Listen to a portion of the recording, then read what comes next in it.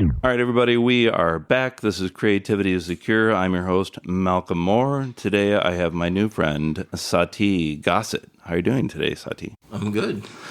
I'm going to read what I saw on your website because you do so many things. I think this is a much more eloquent way to say it. So Satie is a storyteller, thinker, and an image builder. Satie began his film career recreating favorite movie scenes from Star Wars and other movies with his childhood friends on a Super 8 camera. His childhood was filled with legendary people from Muhammad Ali to playing games with Sidney Poitier.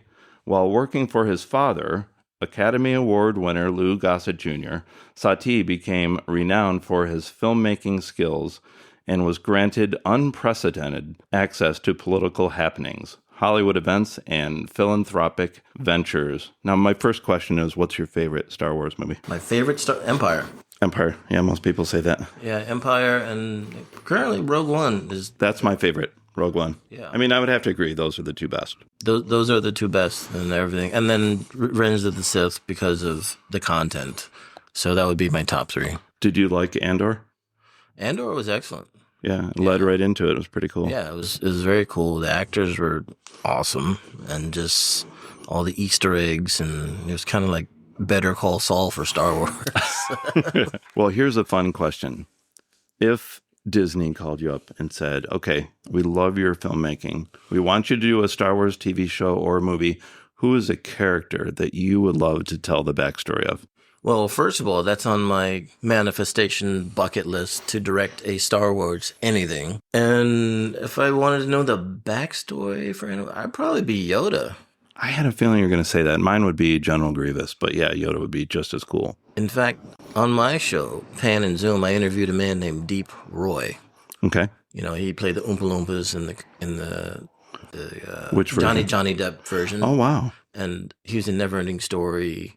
But he was also one of the actors that played Yoda in Empire Strikes Back. Oh, wow. And he was also the body character that played zombies in Enemy Mine.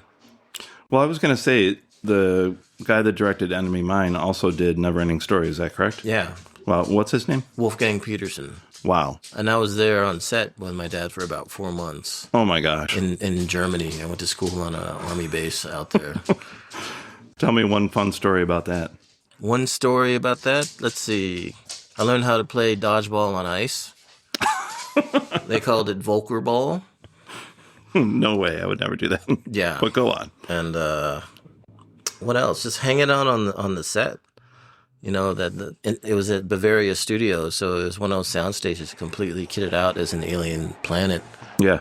And just seeing that and watching my dad in makeup, it took him 8 hours to put that makeup off. Oh, my gosh. Done by the great Chris Wallace, who did The Fly. Wow, that I didn't know. Yeah. So, and being a kid on a movie set, if you don't have a job, I mean, it sounds terrible, but it's pretty boring. Yeah, yeah, waiting around. But it was, you know, it was still cool, and Dennis Quaid and the kid who played zombies, Bumper Robinson, we became friends for a while. Yeah. And it was funny, Deep was telling a story. They would have fired Bumper because he's complaining about the makeup and everything. It's like Wolfgang said, Deep, if you were a little bit taller, I would have fired that kid and had you play zombies. Well, now that you're a filmmaker, looking back, is there anything when you were sitting on sets with your dad that you learned about the backgrounds, about the cameras or directing or anything? Yeah, everyone has their job, has their role to play, and there's a lot of waiting in between. But were you allowed to walk around and ask people like about their jobs, like the grip or the gaffer? Oh, sure, yeah. But as a kid, I wasn't that vested in it, to be honest. At that age, I was I didn't really say I want to do filmmaking. That came kind of a little bit later in life. Yeah, because I was like 8. When that happened. That's amazing. 8 or 9 or 10 or something. There must be times, though, when you're making a film now and you look back and be like, okay, that's how they did that. Oh, yeah. Yeah. Yeah, definitely. All right, well, speaking of your childhood, let's go way back in time. I would like to know, what is your first creative memory? Well, I mean, I think probably junior high. Me and my friends, what we would do is we would recreate music videos and movies. My friend. Oh, it was Super 8, right? Mm-hmm. Yeah. And like we redid like Die Hard. We did. Well, these are like 10-minute versions. Or? Yeah. Yeah. We did Jason Meets Freddy in Malibu. Just real stupid stuff like that. Do any of these still exist? Unfortunately, no. They were lost in a car accident. Oh, no. Which is terrible, and it's totally my fault. Yeah. So, and it's probably disintegrated in some scrap heap somewhere. So I take ownership for that faux pas. So, yeah. Wow, that's too bad. Obviously, I know about your dad, but do you find yourself, as you get older, thinking about your creativity and saying to yourself, oh, I got that from my dad, or I got that from my mom? No, I mean, especially since my dad passed a year ago. Right. And my mom passed in 2000. I find that we're a lot alike more than I would care to admit sometimes. Yeah. You know, just like with the humor and the perspective on life and how I interact with folks. Who did you get the humor from? Both of them, or? I think mostly from my dad. I think, you know, my mom did some funny stuff too, but I think it was mostly from my dad. Yeah, I was telling you when I got here that my wife and I were watching The Jeffersons last night, and we watched the scene when your dad was on, when he was making his moves on Wheezy, and his comedic timing was just hilarious. Yeah. Yeah. It's funny. Randomly, people will send that clip to me on Facebook. Yeah. Say, hey, I just watched your dad. Da, da, da, da. It's like, oh, cool. Well, the other thing is, when you're making a film, obviously, you know, there's so many moving parts, and I'm sure you get a lot of people you have to delegate to. Which one of your parents do you think had that sharp-minded, organized talent that brings you to be able to work on something like we were talking about, Addict Part 2? Well, I think one of the good things that my dad was able to convey, whether consciously or subconsciously, is like how he treated people. Yeah. Like he treated everyone on the set, from the extra to the PA to the director, with the same respect. And you saw that. And I saw that. Yeah. And he would say that. It's like, make sure you treat everyone with respect, because everyone's got a job to do, and they're going to remember how you made them feel. Right. You know. Like, more than anything else. Even with the fans, he's like, and he said it in a way like, you know, every autograph equals like, you know, 10 movie tickets. Yeah. You know, I never thought about it that way. Well, that's what he said. You know, every autograph, every handshake, every hug that equals like 10 movie tickets to come see you and put more money in your pocket. Yeah. So that's how he rationalized it. I read an interview with him last night, and he said before Officer and a Gentleman, he was always playing villains and bad guys and stuff like that, but that really gave him the potential to be able to do more diverse roles. Would you agree with that? Yes and no. I mean, I know his late agent at the time, Ed Bondi, he had a mandate to make sure that my dad auditioned for non-stereotypical roles, right, to show what he was capable of as an actor. He did a couple blaxploitation things, right, like JD's Revenge and stuff like that. Yeah. But, you know, he also played some doctors and some lawyers. And look at his role on Watchmen from 2019. Watchmen, that was amazing. You know, a couple space people here and there. Yeah. You know, an alien, an air fighter pilot, and you know, a dean of a private school, and toy soldiers, a boxer. You know, I mean, his roles really kind of ran the gamut. Which role do you think was the most rewarding to him? Enemy Mine is definitely up there. Also, Officer and Gentleman, where he played Sergeant Foley. Right. The Fiddler in Roots. So many great people in Roots. Looking back, I was looking at the cast. Sadat. Yes. Because Sadat's wife handpicked him to play really that role. Yeah. That's amazing.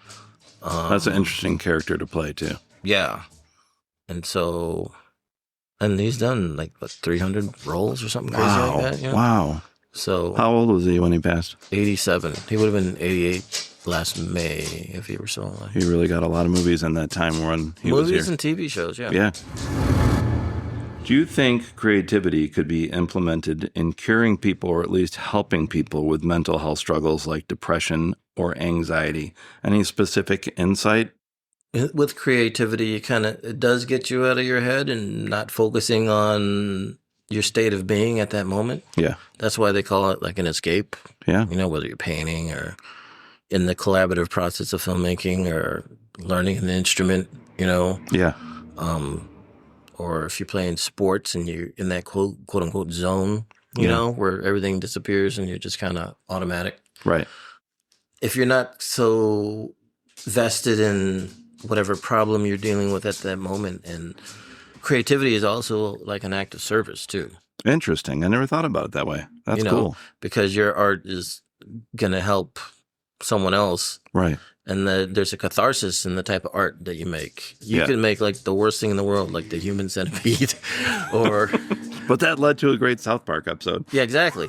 Because people related to it on some form or fashion. There's an audience for everything. You know that as a musician, no matter how subversive it is, there is an audience. Have you ever heard of the rule of 100,000? Mm-mm. Like if you can get 100,000 fans as a band or whatever, you can subsist off of that. Yeah. Like if you're like a goth rock band and you have 100,000 fans, whatever city you show up to, they're going to follow you and pay a ticket to. Yeah. Now you were just telling me that you're learning guitar. How much does improvisation have to do with you and your art and your filmmaking or acting or anything like that? Well, I think it's such a collaborative process that you got to be open to suggestion. Yeah.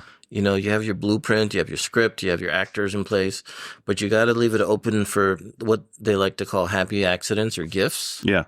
Because sometimes an actor may flub a line or ad-lib something, but in the moment, it may be better than what is written. Yeah. And so do you give actors that chance? Oh, totally. I know not everybody does. I totally do. Yeah. Or like something may not, we're losing the light on something. Well, okay, we have to cut this and do this and da-da-da. But it turns out it works out anyway. Yeah. If you're so married to having something, no, it's got to be this way, da-da-da-da-da-da. Yeah. Sure, that's great, but you got to leave yourself open to the fact that this might work out better.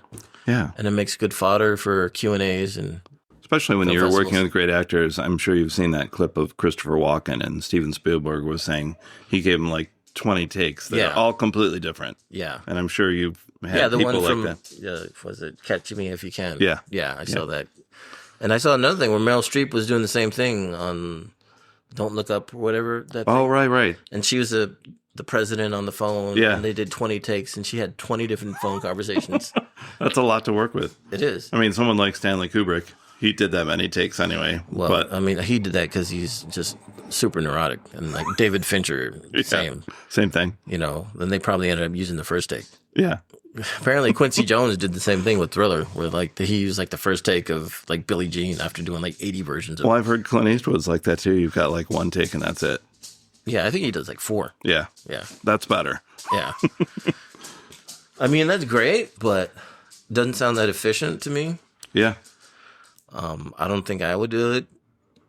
But it just, when you get to certain levels and actors of certain calibers, it's like working with better instruments as opposed to like a kazoo. It's like, or driving a Ferrari as opposed to a Honda. Oh, we're driving Ferraris. Okay, I guess we can do this and that. We got a Honda. Okay, let them shoot first to get them out of the way. Yeah. Yeah, and every director is different. On the way here, I was listening to Mark Maron interview Patricia Arquette, and she said when she worked with David Lynch, they would do a take, and he goes, "That was pretty good.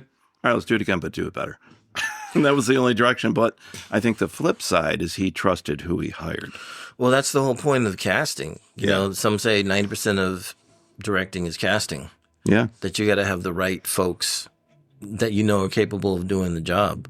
Because I've worked with like really bad actors, and I've worked with like great actors, where it's just like, just set them up and let them do you do your own casting, or you have someone else do that for you? I've done my own casting, mostly. Yeah, we have a lot of really cool animals crawling around here. Yeah, yeah. This guy sounds like a velociraptor. I got to get his nose trimmed. What is this dog's name that you said is 15? His name is Sarge. Sarge. This was my dad's dog. I got him instead of an inheritance. It's great. Right, you know it too, right, buddy?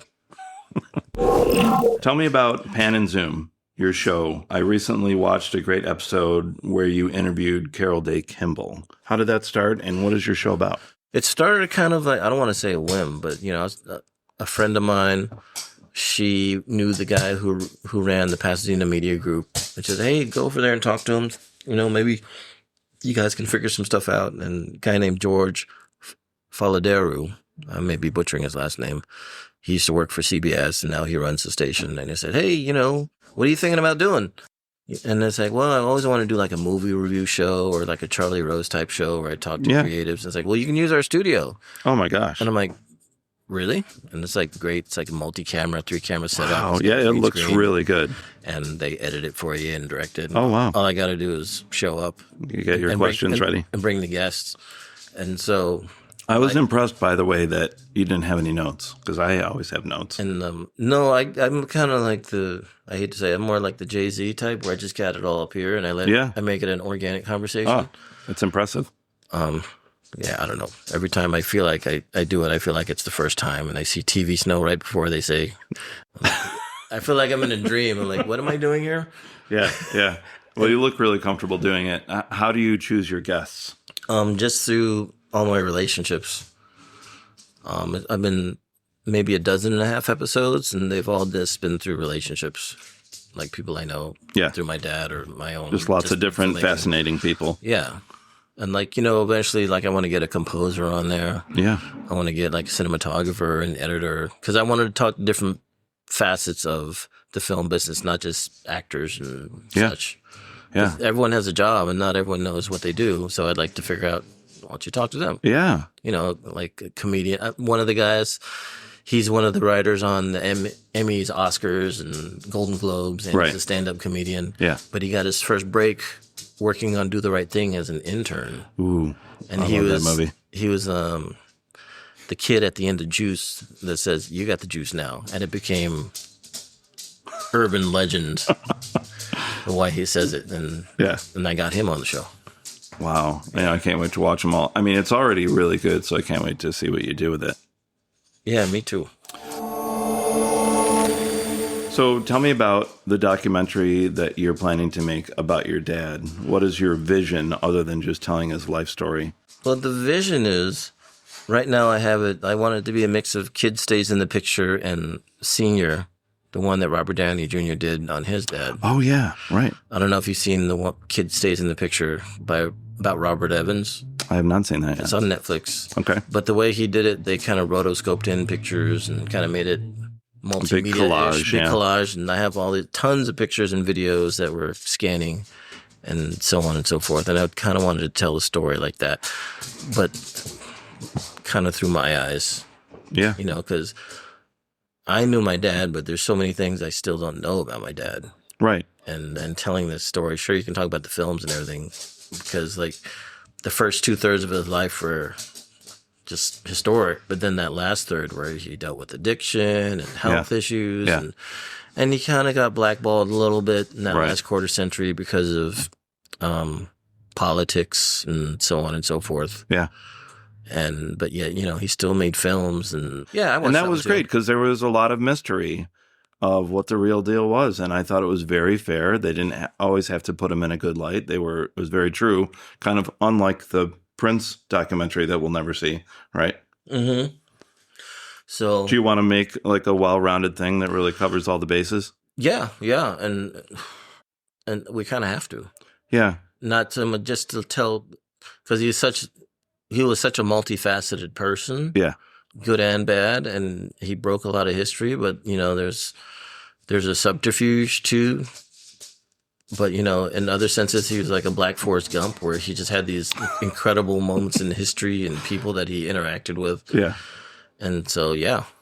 I think it's going to be great. One of the reasons it'll be great is because just like someone writing a biography of their own life for someone else, you're probably going to talk to a lot of people and find out things about your dad you didn't know. For instance, I had my brother on my podcast, and also later on a friend of his, and I learned stuff about my father, who passed away a couple of years ago, that I never knew. So it's probably in some ways going to be exciting for you, right? Yeah. To uncover. Well, hopefully there's some catharsis. Yeah. And, hopefully it's catharsis for some people, because there's almost this positive myopia about him. Yeah. Oh, he's a wonderful icon, and da-da-da-da-da. And that's great, but there's this other part too. Yeah. I mean, look, Robin Williams made everybody laugh, but inside he was really struggling. Yeah. And I think that goes with a lot of artists. They give so much of themselves. When we talk about creativity early, yeah, sometimes they do it to get out of their head, but sometimes that's their only escape. Right. The creativity. Can't deal with the real world. Yeah. Wow. So it's very difficult. You know who are the best ones? The ones you don't hear about. Yeah. Yeah. You know? Right. Because they can do the job and then they can go home to their family, whatever, and do a normal thing and turn it on, turn it off. They don't have to be a method actor. Exactly. Or they're not entombed in their fame. Right. Where that's their only sense of being. Right. I think he was guilty of that to a sense. Yeah. Almost to the point where he would say things like, I wish my family would treat me like my fans treat me. I'm like, bro, it doesn't work that way. Have you met anyone or do you know of any entertainers who you admire because they're very level-headed and practical? Who inspires you in that way that really knows the balance that you need to have? Yeah, there are. I've met a lot of people over the years. Just the ones who kind of stick out, like LeVar Burton. Yeah. Oh, yeah. Great example. Is a big one. Glenn Turman, who I interviewed, he's a very solid dude. Yeah. I told you I just did a fundraiser to help kids afford instruments, and one of the people we had was Fred Armisen, and I've met him about 10 times and found him to be very kind, very humble, and most people don't know that he can play drums, bass, and guitar very well. It's just very unassuming, but then you see him go do his work, and he's just astounding comedian and actor. Yeah. John Savage is another one who's pretty chill. Yeah. And I interviewed him on my show recently. Ooh, I got to check that one out. And, we talked about the deer hunter and hair. And, oh, wow. But then now I really want to check that out. He would go very esoteric on life and this and the other thing, which is fine. It's kind of come on, dude. We got to stick to the material. Focus. Yeah. Tell me about your film Departure, where you worked with Hank Shockley to compose the music, who I really admire his work. So that was cool. It was created by a producer who had this idea of writing a script that took place in 3 different parts of the world. And so he hired film crews from those respective parts of the world. So there's a crew from Belarus that shot that section. Okay. There's a crew from France that shot that section. And then there's an American crew, and they hired me. And they put all the footage together. We shot it on the iPhone 4S at the time. Wow. And we put on rigs on it and stuff. That's crazy. Lenses and everything. And, it ended up going to Cannes Film Festival, and he had a relationship with Hank Shockley. Yeah. And, we had a screening at Macworld up in San Francisco. And, it was a cool experience because we're just shooting on these rigs with your iPhone attached to it. Yeah. And you had to keep dumping the footage every couple hours because the capacities weren't as But sometimes it's good to have a challenge, right? Because you really have to be creative. Yeah. And then you have to know this is going to be on a big screen, so you better do it right. Yeah, exactly. And so it was a fun experience because, you got to do less with more and everything. Yeah. And what did I do, bro? You're ruining the show. Sarge. We'll put him in the credits. Yeah. So a buddy of mine, Justin Wade, was just on this great new show called The Pit. Love The Pit. Absolutely love it. To me, when I'm watching it, I forget it's a TV show because you're right there biting your fingernails. Right. One thing I admire about Noah Weil, what he did is because of the state of the industry, the crew is from Hollywood. They filmed it in Hollywood.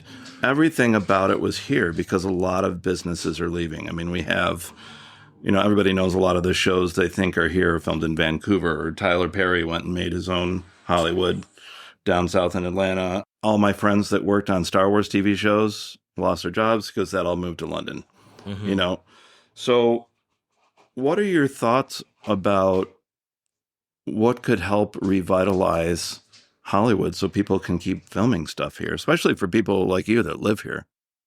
Well, I know they passed a big tax incentive, right? Yeah. Gavin Newsom passed a big tax incentive. And I think the big thing is here in Hollywood, you still have the behemoths of the studios and kind of going through their pipeline. Yeah. Whereas if you're outside of Hollywood. You know, it feels more independent and more doable. Yeah. So I think, and this is me thinking off the top of my head, the studio should incentivize, like, you know, more indie filmmakers. Yes. You know, maybe creating... Well, Ben Stiller was in a recent interview with Mark Maron where he was saying it's so hard now to make an independent movie. The only things are the big budget superhero ones, and he was saying that horror movies are some of the only few ones where you can really be creative and try something different. Well, horror is like the almost non sequitur common denominator if you want to make money, because everybody loves horror. You know, horror is always like the film that seems to be a sure shot. Yeah, financially. Yeah, right. It always makes its money back. Everybody loves horror. And you were saying you wish we could bring more independent movies back. I mean, do they do well with streaming at least? Maybe not in the theater. Not in the theater, and the business model is changing so much. You know, it's like it doesn't even matter if it does good in the box office now. You know, like Spike Lee's latest film is only going to be in theaters for like 2 weeks, and then it's going to go right to Apple TV. Yeah. It's almost like, oh, we have to have a theater run. Like, right. I went to go see that film. Yeah. I haven't seen it yet. I've seen almost all his films. It was good, but there's only 4 people in the theater. Yeah. Which is crazy to me. It's like a Denzel watching piece, and there's only 4 people in the theater. Yeah. You know, a reimagining of Kurosawa's film. Wow. High and Low. Really? Yeah, because Spike is a big Kurosawa fan because he's not your average filmmaker. He actually studies like film. Yeah.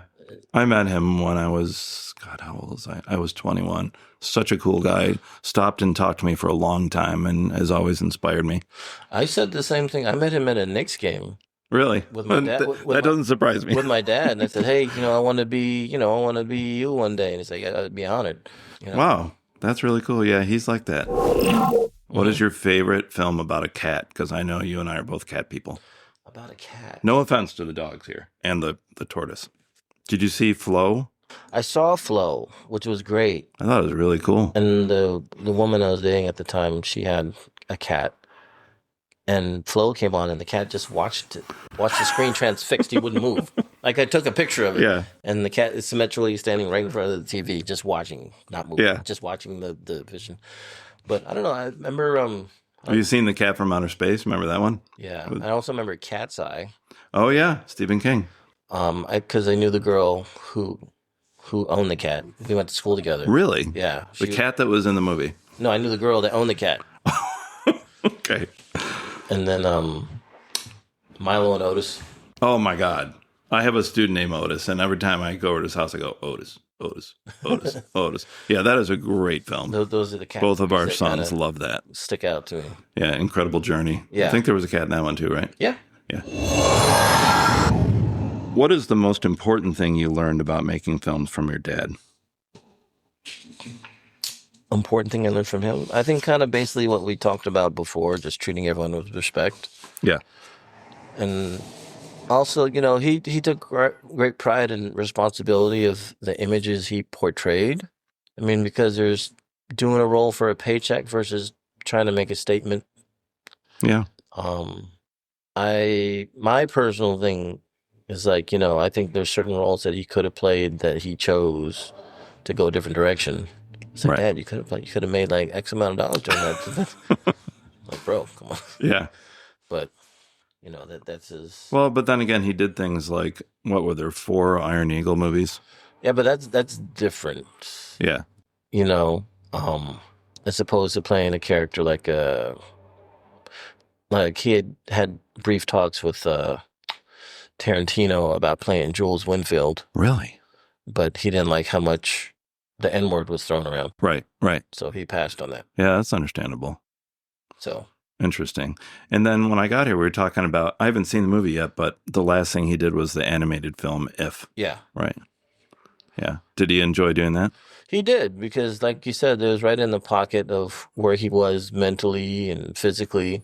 Yeah. Just get to go into the studio and just kind of play who he was. Yeah. And the cool thing when you'll see the film is like he's in Coney Island, sitting on the bench on the boardwalk as an old teddy bear. Yeah. Which is kind of what he was in the last moments of his years. Yeah. Yeah. I really look forward to that. So my wife and I watched American Addict 2, The Big Lie, last night, and we were really impressed by that. It was fascinating. I learned a lot. But you know what? A lot of my students always ask me, you're listed as producer. What does that job mean if you produce a film like that? So the general description of a producer is someone who can put elements together for a film to get made. Like executive producer, they're in charge of bringing the money in. Yeah. A producer may say, oh, I know this director. I know this cinematographer. I have a relationship with these actors. That's basically a producer. Just bringing everybody together. Yeah. And you're taking all your experience that you've had growing up. Mm-hmm. Like if you see, and certain producers bring certain context. Like if you see a Jerry Bruckheimer film, right? You know what elements he's going to bring, right? Yeah. If you see a Frank Marshall film, you know. Tim Burton, yeah. Tim Burton. You know what you're going to get. If you see Lawrence Bender, oh, okay. Yeah. It's going to be kind of Tarantino. Or Ridley Scott always uses the same people. Yeah. Things like that. There's a reason for that, because in Hollywood, there's so much out of your control. The things you can't control are the relationships you bring to the project, and you want to be able to trust those people and have a shorthand. Because it's hard enough already. It's hard enough already. It's like a music band. You have certain session guitarists that are going to bring the goods. Yeah. You're on the road. This person is reliable. This person's a piece of shit, but he can hit all his notes. I've noticed that Nile Rodgers always brings in his guys, Omar Hakim, and there's a reason for that. Yeah. Makes it easier for him. Have you ever seen a movie by a director that you liked that really surprised you because it didn't have the typical things that you're talking about? I like a director named Boaz Yakin. Okay, what did he do? He did a movie called Fresh. Price Above Rubies. And did he put out something that... Well, Fresh is one of my favorite movies of all time. Yeah. And, he's like a Jewish guy from New York, but this movie's about it. It's like basically a hood movie. Yeah. About a kid who... It's like a Jewish Boys in the Hood. Well, there's no Jews in it. but it's cool. It's cool because it's about this kid who's a runner for two drug dealers, and he plays them against each other to free himself and his sister. Yeah, through the context of chess. Right. So it's his voice, but it's in this different element that you wouldn't expect. Kind of like an outsider's perspective. Yeah, but it works. That shows you things you wouldn't typically see. Yeah, that's interesting. Mm-hmm. It came out in the mid-'90s, and Wu-Tang did a song for them. I did not know that. Wow. That's really cool. And I'm friends with the main actor, Sean Nelson. He's been in like shows like The Corner, movies like The Wood. He's on the new Power Book 3. Wow. So once Albert Schweitzer said, there are two means of refuge from the miseries of life, music and cats. What are your thoughts on that? I would almost move more towards music, because music is always going to be there and take you back to those places emotionally that you remember hearing the music from the first time. Yeah. When it's good with cats, it's great. But when it's not, like cats are almost, I hate to say it, but almost like a woman. It's like, come here, no. I'll come over when I'm ready. Right. Yeah. I'm on the computer, now you're putting your ass in my face. Okay, well. Yeah, we have two cats that are sisters, and I had to put them in timeout last night because they're having a fight. But they're also great because, like I said, I've been going to Pilates just to try to get in better shape and stuff. And when I watch them stretch, I'm like, yeah, they just inherently know how to stretch and do the right thing or keep breathing, all the things that we forget when we get worried, right? Yeah. Your dad once said, the worst resentment that anybody can have is one you feel justified to keep. That one really blew me away. You want me to read it again? No, I heard him say it lots of times. Yeah, I read it like 3 times last night. I was like, that is really deep. Mm-hmm. It's hard to let go of stuff. It is. And they can be the anchor for your demise if you let it. Yeah. Something that you resent, that's something that didn't meet the expectations you had in your head and your heart. Yeah. Like for him, it was, his journey through showbiz and everything he felt he gave versus what the reality was. And there's arguments that You know, because he can walk down the street, and it's like Officer and Gentleman came out 2 weeks ago. Really? Yeah. Really? In fact, he had a funny name. Like he'd walk down the street and it's like, I need to change my name to A.S. Lou Gossett. And I was like, A.S. Lou Gossett, what's that mean? It's like, oh shit, it's Lou Gossett. You know? Yeah. Everybody remembers him for something. But in the current Hollywood system, over the past decade and a half, he can't get arrested for anything mainstream. Yeah. To act. Really? It had nothing to do with his ability as an actor.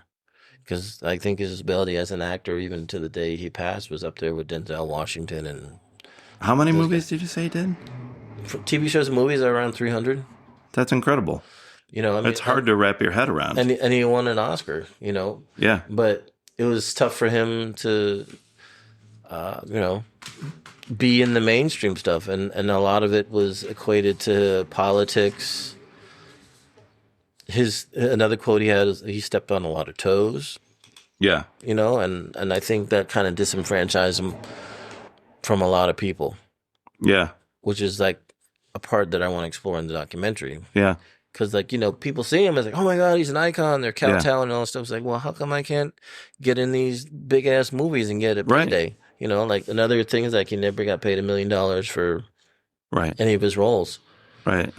When these other guys obviously deserved that. Yeah. That must have been absolutely frustrating. It was. And so that's part of where that quote came from. I mean, he would have been 20 years sober last July if he were still alive. Wow. And as part of his program was learning to exercise those quote unquote resentments. Yeah. You know, but it still hurt him a lot, deeply. You know. Yeah, and his career was so diverse. I mean, he did big things like Officer and a Gentleman, but then I saw that he was in Touched by an Angel. I remember seeing Jack Black in that when he was younger too. Mm-hmm. Just these little bit parts that, you know, grew. And he did, I wrote down, he did a lot of theater, like Raisin in the Sun. Oh, yeah. Tambourines to Glory. I mean, that's probably why he was so good, because he understood the stage first, right? Oh, yeah. Yeah. Right. And he'll tell you he was very charismatic. Yeah, I mean, and he studied the fundamentals, like, with the masters. Like, he worked with, like, Brando and Marilyn Monroe. And, what did he work with Brando on? No, they were in the acting class together. Oh, wow. Really? Who was their teacher? Peggy Fury. Wow. Marilyn Monroe, Marty Landau. Those were the type of people that were in his class. That's incredible. Yeah. I can't imagine being in a class like that. Well, going back to the Jeffersons, he would, whatever he's in, he would steal the scene. Mm-hmm. We were like laughing out loud. The other thing that really struck me rewatching a few of his things this week is his body language. He really is one of those guys that doesn't even need to talk and can get the emotion out. Yeah, he understand that early, especially with TV and film. That, you know, like he would tell me stories about continuity where if you do things continuity-wise, they would be forced to give you more camera time because they didn't want to break continuity. Yeah, you know, interesting. Just like it's almost like a baseball player. It's like, you know, little tricks of the trade to give you more opportunities to shine and do your thing. You know, it's like. And, you know, I forgot. He did so many things even in the latter years. He was in Boardwalk Empire. Mm-hmm. He did the newer version of Color Purple, right? Mm-hmm. That was one of the last roles he did. Yeah. And that was cool because on the last day of his shooting, I was there with him on set. They gave him a nice send-off. I can send you that video. I would love to see that. Fantasia and Coleman Domingo gave him a nice surprise send-off saying that we honor you, and they're basically giving him his flowers. And wow. That's going to be in the documentary, but that basically put him to tears. That's great. Because that fed into the whole thing where he didn't feel he was... I paid my dues. Why didn't I... appreciated. You know? I mean, like, in those last couple of years of his life, like one of the last conversations I had with him in Georgia before he came to L.A., like, he basically had this kind of Scarface at the dinner table moment. You know, it's like, you know, this isn't how it's supposed to be. My heart is broken. Yeah. You know? Yeah. You know, why is it like this? And it's like, I couldn't answer. I couldn't say, Dad, you know, you burned some bridges. Well, with his quote about resentments, that must have been really hard for him to let go of some of those feelings. It did. It did, because not only that, but some of his contemporaries, like specifically his like white contemporaries, they got second, third chances. Yeah. He didn't really get the second, third chance. Yeah. Yeah. And then you think him being a parent on the relationship with his son, that affected that. Yeah. Yeah. So it didn't allow him to be fully present as a parent because he's dealing with all that shit out there. Well, since your mom passed away, this is what happened to me. I didn't get along with my dad as well as my mom. And my mom passed away 15 years ago. And then my dad and I were stuck face to face for the next 13 years or so. When your mom passed away, did it bring you and your dad any closer or the opposite? What would you say? Well, we didn't get further apart, so I'd have to say we're about same? About closer. And him being in his sobriety brought us closer to... I worked for him for a number of years as his assistant. Really? And I would travel with him because he parlayed that into speaking engagements around the world. Oh, that's cool. As well as acting and, through the Speakers Bureau and stuff like that. So we went everywhere from Nigeria to London. What's one of your favorite places that you went with him? Like that you would like to return to someday? Oh, geez. We went to the Dominican Republic. That was fun. Yeah. We went to London for autograph conventions, and I got to meet a lot of Star Wars guys there. Oh, no. Tell me a couple. And then I had the night I went drinking with Kenny Baker. Wow. Yeah. That's not something a lot of people can say they've done. And I have a picture of it on my Facebook. We're going drink for drink. Oh, man. Guy's an animal. That is crazy. Speaking of Star Wars, George Lucas once said, the sound and music are 50% of the entertainment in a movie. Would you agree? Yes. And I guess when he says sounds, he means like the Foley artist too, as much as the incidental music. Because you can make up for bad acting, but you cannot make up for bad sound. Totally agree. And I would say any... I personally think in most cases, you shouldn't notice the music is there, but you should feel it. Yeah. Sometimes the music is a character. Yeah, true. Back to Star Wars, yeah. Each character had a theme. Or Jaws, or Freddy Krueger, or Michael Myers, or Superman, or whatever. But you cannot make up for bad sound. So people starting out, overpay, pay your sound man. Treat them well. Yeah. Just like playing a gig, too, as a musician. Yeah. So that's what I would say. Just make sure that the sound is correct. I don't care what you do. All right. So when you're done with the documentary, let's say that you get the support to do a feature film. Who is one actor you've always wanted to work with that would be the lead? After the doc? Because that's going to take a while. Yeah. The doc is done. And then somebody comes to you and says, I love your work. I want you to make a feature film. Who do you want as the lead? As the lead? Yeah. Oh, I'm in love with character actors. Yeah. Okay. I mean, let's go that route. Who do you like? The guys who stick out to me are people like Gary Oldman. Oh God, he's so great.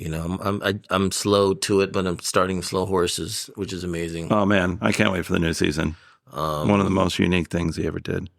I remember him from freaking True Romance and The Professional. Of course. And I don't know, I know we're going on a tangent, but they talked about when he did Everyone. Apparently that was just like him being let's just do one for fun. Even how he takes the pills is just insane. Yeah, but apparently that was a goof. Said, let's just do one for fun. He told the sound man, hey, I'm going crazy, so just adjust. And then he did that, but that was the one they used. That's what it's all about. I like Gary Oldman. Denzel would be great, obviously. Yeah. What's the one he did, John Esquire? That is one of my favorite things. John Q? No. This is one where he played a lawyer. Oh, John Israel. Yes. Gosh, that movie I don't think it did well, but that is one of my favorite things. He just disappeared into this role. Yeah. I like that one. I like some of his more rare ones, like... what was the one when he was possessed and it kept jumping body to body? Time Fallen is on my side. Yeah. Yes, it is. Yeah. Fallen. That's a great one. The bad guy was Elias Koteas, who's another great character actor. Yeah. I like people like McConaughey. I like What about females? females. I like Maggie Gyllenhaal. Oh yeah, she's great in The Dark Knight. Well, I mean, she's great in The Deuce. Yep. She's just there's one, the kindergarten teacher or something like that. That came out a couple years ago. Yeah, she's really good. She's really the secretary. Versatile. Yep. Oh, I forgot about that. Right, of course. She's just like a beautiful, but just an interesting person for me. Any child actors that inspire you? Child actors? None whatsoever. I mean, if they're still kids, Dakota Fanning was amazing. Yeah. A Man on Fire, back to Denzel. Some child actors are beyond their years as child actors. Yeah. I interviewed Norman Golden, the third or second. He's probably going to kill me. But he played Cop and a Half with Burt Reynolds. Oh, wow. That goes way back. I interviewed him on my show to talk about what it was like being a child actor. Yeah. And his role was great, and he was precocious and just kind of... Yeah. I just interviewed your good friend Steve Petersen, and he told me the story of working with Jenna Ortega when she was young and how she had photographic memory and stuff like that. And she turned out pretty well, doing very well for herself. Yeah, so far so good. Yeah. How about now? I was telling you I'm from Rochester, New York, so I grew up with freezing cold, lake effect weather. You went to school with Steve where in Syracuse? Yeah, Syracuse University. Yeah. What was your major there? What did you study?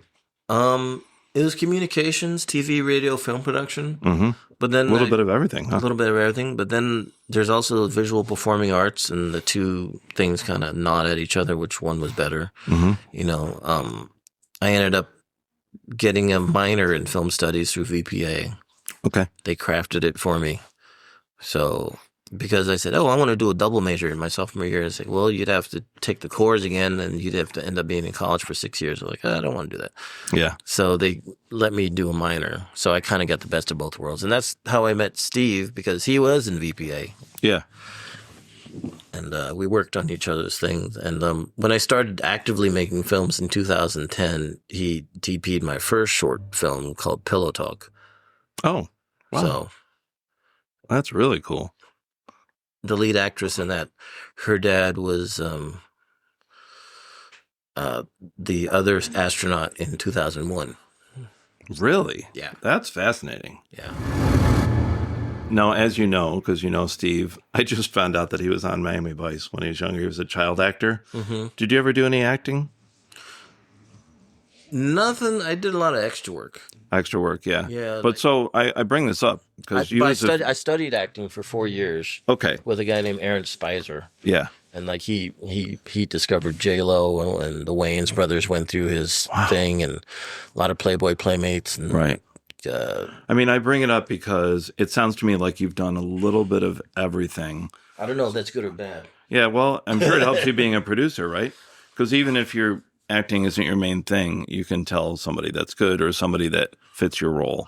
Well, I mean, taking acting classes helped me be a better writer and director, because I knew how to get them to where they needed to go. Right.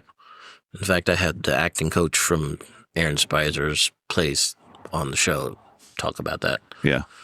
Shannon Sturges. And she had a fascinating life, too. Yeah. Her grandfather was Preston Sturges. And in 96, she was named one of the 50 most beautiful people in the world. And she was on a show called Savannah. Yeah. Then now she's teaching acting, and wonderful lady. Wow. And I visited her, and I went to the acting studio, and my headshot's still up on the wall. I'm like, oh, wow, look at that. Wow. That's awesome. It's kind of trippy. What's the last film that really impressed you that you watched recently, whether it was in a theater or on TV? Well, I saw Superman. That was fun. Yeah. I mostly hear from kids. My students like the Jurassic one, the Fantastic Four. Jurassic was all right. Yeah. I mean, that was a case of having really great actors with not much to do. But it was more about the dinosaurs. Yeah. But, Scarlett Johansson kind of looking scared the whole time, and Mahershala Ali doing his Mahershala Ali thing. This is really random, but when we did the fundraiser this past weekend, we had the RZA, and there was a point where they're asking him questions, but they showed the video when he and Wu-Tang were fighting the dinosaurs. I had never seen that video. That was absolutely way out there. I'd probably have to say, just think about F1 was probably fun, a lot of fun, and right. It was great. That's the last one you really enjoyed? Yeah. Yeah. Well, before we go, what can I help you promote? And you've done so many things. I got to say, I was a little confused. What is your main website? Is that Goose Egg Entertainment? Goose Egg Entertainment has to come down. I need to create a website for Buddha Noir. I mean, you can go to the Buddha Noir Entertainment YouTube channel. Okay. So if somebody is interested in finding out more about your work or bringing you onto a project, that's the best place to go? No, social media is probably just the best place. Just my first Instagram. Instagram. A lot of good cat pictures there. I was like, I like this guy. Yeah. That's probably the best place to go. Okay, so Instagram, and what's your Instagram? Satie Gossett. Okay, just no underscore or anything? Okay. How about your show, Pan and Zoom? That's just on YouTube. Yeah, that's on the Buddha Noir Entertainment website. Yeah, so if people just type your name and they can find all this stuff. They should. What do you want to do after your documentary? Do you have any other irons in the fire? Well, I have a feature I'm up to direct. They're chasing funding. It's like a heist movie, like in the vein of Ocean 11's. Okay. Where some corrupt preachers get ripped off. But we'll see what happens with that. And then I have my own narrative pieces that I want to get off the ground one day. And I just want to work, man. Yeah, and are you still teaching? I am not. What did you teach recently? I taught video production at my Angelou Community High School. Which is that South Pasadena? Central. No, it's South Central. South Central. Slauson and Avalon, and I did that for about 3 years until COVID hit, and that was an interesting experience on multiple levels. Yeah. Tell me one thing that was rewarding for you about being a teacher. That teaching isn't the only thing you do. That's for sure. That's why I have all the white hair. I would say teaching is maybe about 20% of it, to be honest. Yeah. And what else for all those people that don't know? Well, therapists. Yeah. Sometimes you're a parent. Sometimes you're the lawmaker. Especially in a Title I school. Yeah. Where kids bring so much nonsense from the outside world, and the last thing they want to do is learn. Right. And then the one thing I found was creating a space where it was almost like a refuge, like a creative refuge where they could forget about all that stuff out there. Get a little break from the real world. Break. And once you get past all that armor and you show them respect, they're just regular kids, and some of them were astounding with some of the work they created. You seem like one of those guys that probably disarms kids that are uncomfortable with humor. Do you ever use that? Always. Yeah. Always. But I was like Prez Belusky in season 4 of The Wire. I call myself the Black Prez. It was that type of experience. Let me ask you this, because I taught for 12 years, but I didn't start till I was in my 40s. And one of the hardest things is you might be the best filmmaker on the planet, but it's a whole nother ballgame to explain it and teach it to someone. Did that take you a while, or was it pretty quick? Well, it was interesting that you say that, because I think around that time, I had gone through a divorce. I was going through a divorce and separation. Right. And by teaching, you have to love it in order to make them love it. So I had to relearn my passion for why I taught and stuff. Yeah. And it's like I have 250 students I have to enroll, and I got wow, that's a lot. It is. Well, it's 7 classes. Oh my gosh.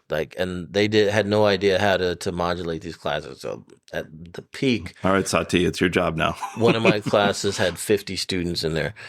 And that's a lot. And 90% of them didn't speak English. Oh my gosh. Yeah, it was no pressure. It's like that scene in Stripes. Yeah. I mean, and I'm like, guys, what are you guys doing? Admin, what are you doing? Use some songs. Something. So I showed them a lot of movies, TV shows, and I had people from the industry come in and talk to them. And at the height, we got to go on a tour of Warner Brothers and showed the kids, the different parts. And, it was always great to see those light bulb moments. Yeah. It's like, oh, I can do this? Do you think you'd like to teach again? Maybe on some level. I mean, but it's like, do I want to go back to school and get a master's? Yeah. This, that, and the other thing. I could probably do another CTE course. And I would theorize, though, that you would be great to go into a college or a high school and be a special guest. yeah, I mean, I had talked to a friend of mine who works at USC and said, hey, maybe it could get you in as an adjunct or something like Yeah, that. that'd be great. It would be kind of fun to live on my later years as a professor like Paul Giamatti, who's another person I like to work, be like a holdover type professor. Yeah, Just yeah. teach film in the twilight of my years at some college. Especially with the unpredictability of the entertainment business. Right. Just regale kids with stories. And Yeah. da-da-da. Oh, that's Mr. Gossett. Da-da-da-da-da. So, yeah, right. Okay. Satie Gossett, thank you so much. This has been a pleasure. Yes, I appreciate you asking me. Thank you, Steve. Yeah, thanks, Steve Petersen, our mutual friend. And I would love to do this again when your documentary is done. Yeah, me too.